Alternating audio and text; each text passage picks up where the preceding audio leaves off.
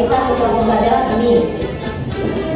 Yang mana yang bagus. Jadi kalau bisa adalah sedikit dan sebisa yang mudah dipahami. Jangan sudah kuat, tapi kita tidak tahu apa yang sudah dipahami. Membangun bangsa bermartabat mulia demi cita-cita. Moto ikhlas beramal, berkarya dan bermoral. Ayo tegakkan wasapa Pancasila, Bhinneka Tunggal Ika, semboyan bangsa Indonesia. Format sebelum dan format sesudah pembelajaran. Nanti dipaparkan di depan format mana yang cocok kita gunakan di masing-masing kelompok. Formatnya langsung ke saya. Kemudian KKM-nya yang kita harapkan. Dalam kurikulum Merdeka KKM-nya itu harus Pak. Jadi nanti bisa menyesuaikan sama siswanya. Nah kemudian itu kan sebelum, yang sesudahnya berarti nilai siswa kan? Nilai siswa kalau sesudah ada yang belum tuntas berarti ada kayak media atau ada kayak berarti tabel-tabel yang kita berikan. Pertama adalah tabel rapor, kemudian DPR, kemudian ATP, kemudian nilai KKM atau tingkat nilai KKM-nya, kemudian nilai siswa, kemudian nilai remedial sama nilai pengayaan. Ini dari siswa. Nomor kemudian kita buat surat sebelum dilakukan pembelajaran kira-kira KKM itu per DP atau per ATP? Tapi jual DP. Kita semua saya.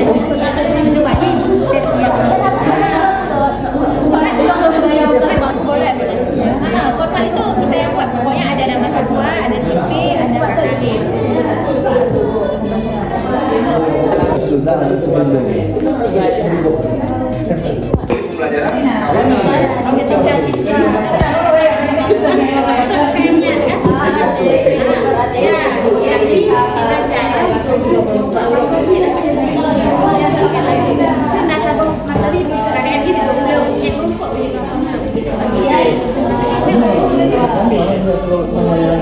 bagian nanti ya. itu namanya itu sama kalau daya tangkap anak berarti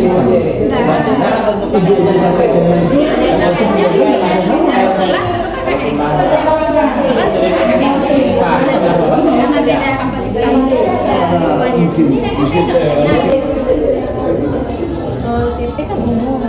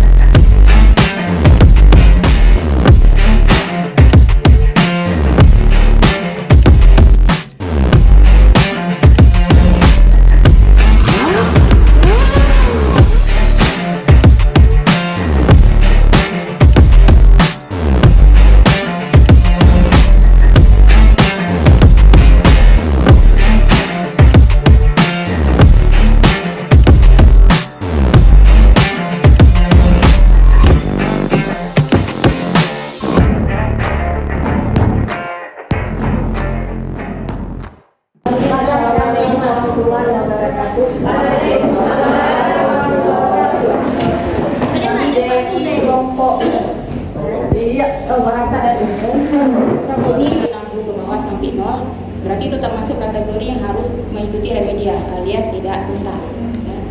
Kemudian setelah dilakukan tes tadi maka ada namanya KKM atau KKTP setelah proses pretest atau post test. Nah post test itu formatnya juga sama, cuman ada KKM-nya. Jadi KKM yang di sini kami memilihnya 75 karena mengingat siswa kita kan kompetensi dasarnya itu berasal dari sekolah yang berbeda. Ada yang tingkat kemampuan akademiknya ada di batas aman, ada yang di bawah.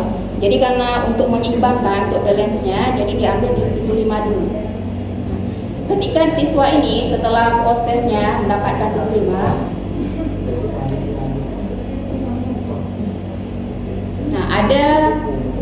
analisis untuk perbandingan sebelum dan sesudah pembelajarannya.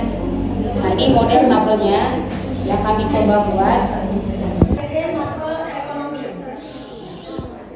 Mungkin nanti kita lihat Nusit, yang penting kita bisa memahami aja apa yang kita lakukan. Untuk KKTP-nya, karena kami makronya itu tidak banyak materi, itu tujuannya itu ada dua. Tujuan pertama itu tentang teori uang, indeks, harga, dan inflasi. Yang kedua kebijakan fiskal dan kebijakan moneter. Jadi di sini tujuan dari teori ini ada 4 TP-nya.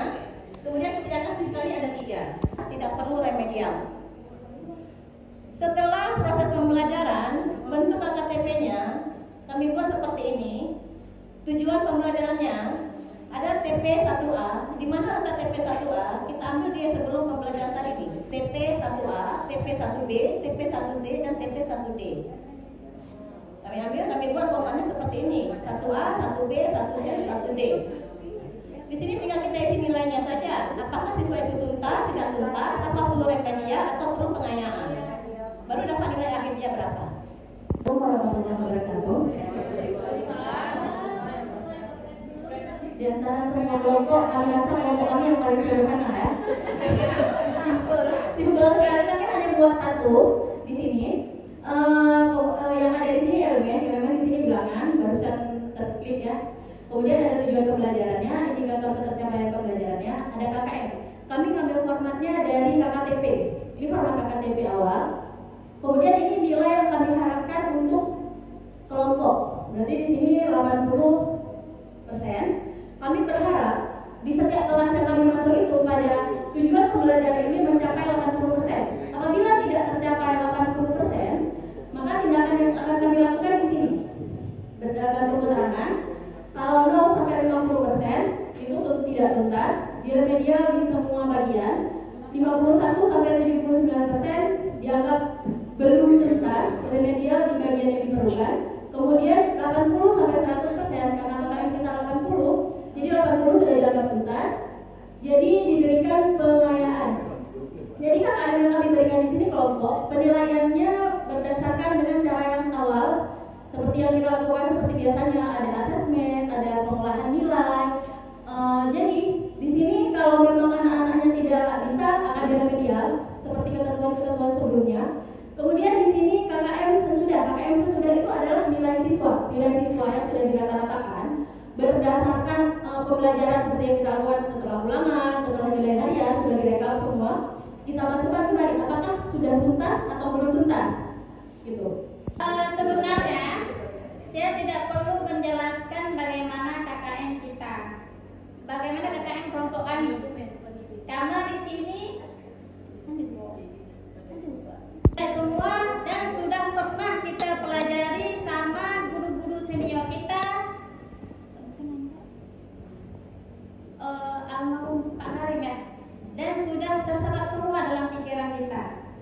Mungkin ini KKM simple, enak dipandang, sudah pernah dibuat dan cepat terselesaikan. Ataupun CP kita sendiri, yang tahu kesulitan materi kita sendiri adalah kita sendiri. Kalau misalnya saya guru agama, yang tahu materi sulit adalah LON. Kah mungkin guru fisika, guru kimia. Ya, jadi ketika satu materi lumpuh nilai KKM 80, onyo materi ini mudah, lumpuh 80. Onyo materi ini tentang mewaris, lumpuh 75. Kakak menurut lo materinya susah. Jadi hanya lo berdua KKM 80. Betul ya?